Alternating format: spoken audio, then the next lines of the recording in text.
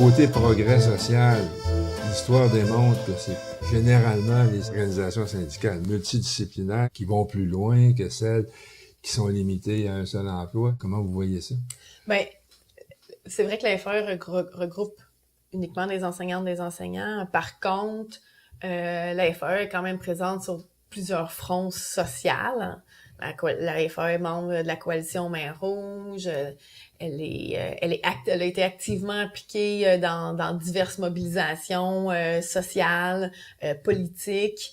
C'est quand même une organisation que je qualifierais de combative au niveau social. On est impliqué dans le collectif Échec aux paradis fiscaux. On est impliqué donc dans divers. On a des liens très, très étroits quand même. On a de bonnes collaborations avec le milieu communautaire, avec le milieu étudiant, et puis et ça depuis de nombreuses années quand même.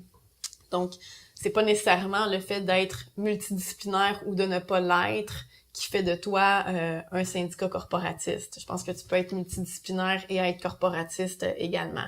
Je veux dire, la CSD, elle est multidisciplinaire, puis on peut pas qualifier la CSD d'organisation qui est particulièrement combative sur des sphères sociales ou politiques.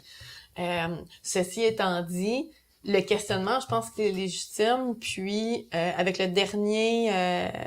La dernière réforme qu'on a vue dans le secteur de la santé, c'est une tendance qui tend à s'accentuer. Donc, le maraudage qui s'est effectué en santé dans les derniers mois, ce qu'on a vu, c'est quand même une tendance à la professionnalisation des membres. Donc, on a quand même la CSN qui a perdu plusieurs dizaines de milliers de membres au profit de la PTS, au profit de la FIC.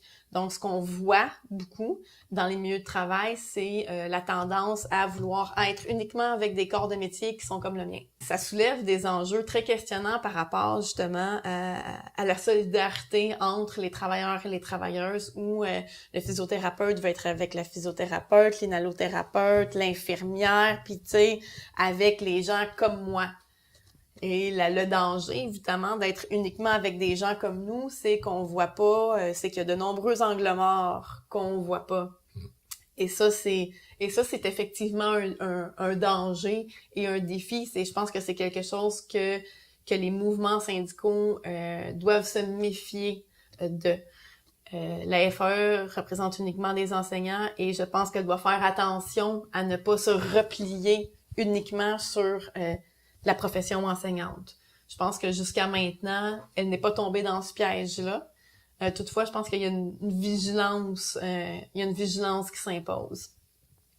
Puis là, je dirais la même chose dans le secteur de la santé. Tu sais, le danger de cette fragmentation-là des travailleurs dans leur corps d'emploi respectif, c'est évidemment de ne plus être capable de créer de front social ou de front politique ou de front des travailleurs et des travailleuses. Donc, ça peut faire le jeu d'un gouvernement qui a avantage à morceler les travailleurs dans des silos et de les monter, pourquoi pas les uns contre les autres, hein? Parce que quand on donne à un groupe, on donne pas à l'autre groupe, le groupe est mécontent et donc la cible ne devient pas le gouvernement ou les politiques en place. La cible devient le groupe de travailleurs ou de travailleuses qui en a eu plus que l'autre. Donc, c'est un danger, je pense, qui est présent et par rapport auquel les organisations syndicales vont devoir être très, très, très vigilantes et que même si tu ne représentes que des corps de métier qui sont particuliers, je pense que c'est important de